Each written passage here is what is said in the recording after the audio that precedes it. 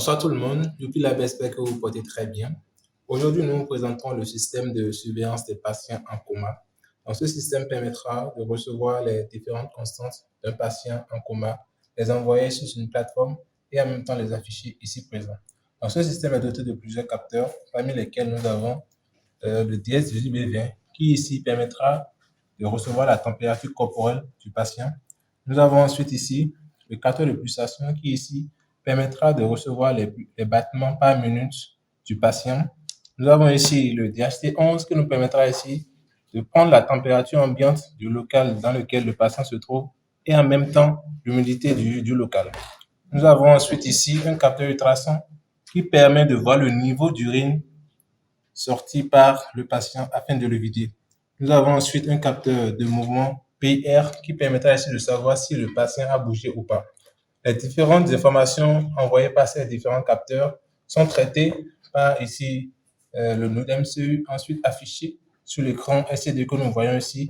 Aussi, ces données sont envoyées sur la plateforme IoT de Jupilab.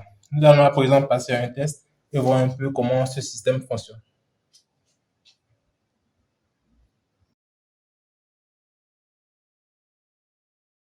On s'alimente de 200 levels. Donc, s'affiche dans une prise et ici, il y a un interrupteur qui permet de l'alimenter. Je l'alimente. Là, on peut voir système on. Le système est en chargement. Le système est prêt. Donc là, nous pouvons voir les différentes constantes. Nous avons ici la température corporelle générée par ce capteur-là. Nous avons le nombre de battements généré par le capteur de pulsation. Nous ne l'avons pas touché. Nous avons ici la température ambiante générée par ce capteur. Et ici, l'humidité aussi de l'air générée par ce capteur. Nous avons ensuite le volume ici d'eau, mais d'urine normalement contenu dans le tube utilisé. Et le pourcentage de remplissage le volume de ce tube-là, c'est de 1 litre. Donc, c'est pour ça que vous voyez la 0,5 litres, soit 50% plein.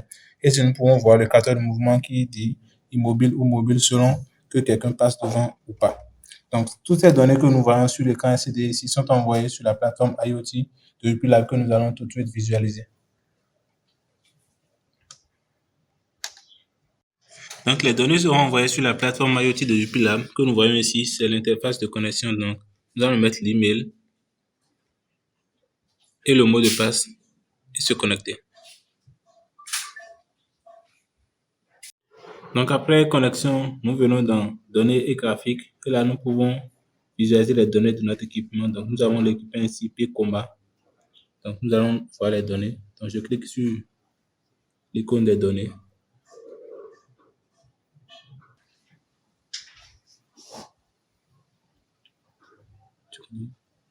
Et là, nous pouvons voir les différentes données. Donc, la dernière donnée est arrivée à 15h17. Donc, les données sont envoyées chaque minute. Donc, l'avant-dernière donnée à 15h16. Donc, à 15h17, les données sont envoyées. La température corporelle, le battement, la température ambiante, l'humidité relative de l'air, le niveau d'urine et la mobilité du patient. Donc, actuellement, il est 15h18 et nous voyons une nouvelle donnée qui est arrivée à 15h18. Voilà le système de surveillance des patients en coma présenté. Pour tous vos projets de soutenance ou projets électroniques, vous pouvez passer à Jupilab pour l'accompagnement nécessaire. Merci et à très bientôt pour de nouvelles présentations.